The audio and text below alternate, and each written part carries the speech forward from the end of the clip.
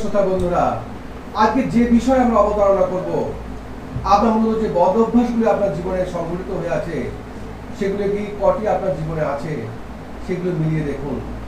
আপনি কোথায় জন্মগ্রহণ করেছেন এবং আপনার ভাগ্য, কিন্তু আপনি কেমন জীবনযাপন করবেন তা অনেকটাই আপনার নিয়ন্ত্রণে থাকে। মানুষ মূলত বদ অভ্যাসের কারণে নিজের অর্থনৈতিক অবস্থার পরিবর্তন করতে পারে না। কিন্তু যেসব বদ অভ্যাস এর কয়টি আপনার মধ্যে আছে আপনি মিলিয়ে দেখুন এবং আপনি নিজেকে শুধরে নিন এবং আপনার জীবনকে পরিবর্তন করুন, উন্নত জীবন মানুষ করে তুলুন, বদ অভ্যাস ত্যাগ করে।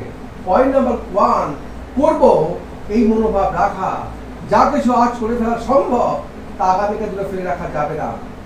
পয়েন্ট নাম্বার 2, বছরের পর বছর অল্প বেতনে চাকরি করে যাওয়া, ভালো কিছু করার জন্য আন্তরিক চেষ্টা না করা।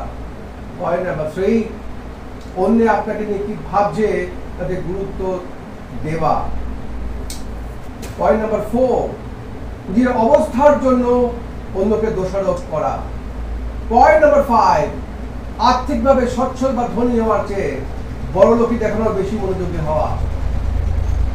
পয়েন্ট নাম্বার 6, পারফেক্ট কন্ডিশন বা অনুকূল পরিস্থিতির জন্য অপেক্ষা করা। সাধারণ অপেক্ষা করতেই জীবন কেটে যায়। পয়েন্ট নাম্বার 7, অভিযোগ করা। পয়েন্ট নাম্বার 8, অস্বস্তিকর চ্যালেঞ্জিং পরিস্থিতিকে এড়িয়ে চলা।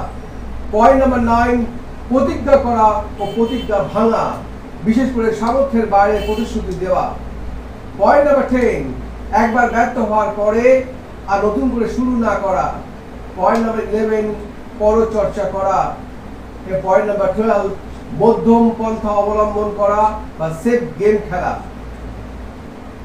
পয়েন্ট নাম্বার 13, সারাদিন ব্যস্ত থাকা কিন্তু কি কাজে সেই ফলাফল ভালো করে দৃষ্টিগোচর না হওয়া।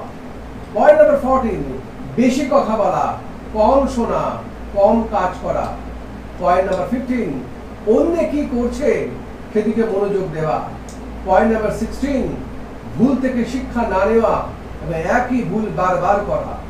পয়েন্ট নাম্বার 17, আমি সঠিক এই মনোভাব পোষণ করা এবং অতিরিক্ত আত্মবিশ্বাস।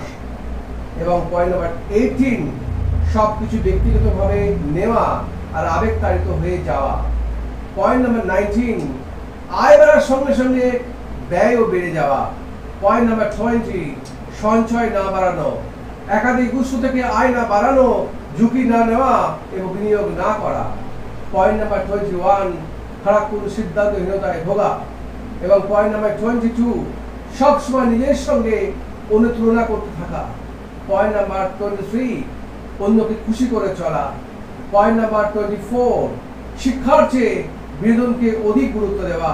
পয়েন্ট নাম্বার 5, ক্রমাগত অহেতুক সামাজিক যোগাযোগ মাধ্যমে ডুবে থাকা। এই বদ্ধ অভ্যাসগুলির মধ্যে আপনার কতটা মিল আছে, কতটা অমিল, সেটা খুঁজে বার করুন।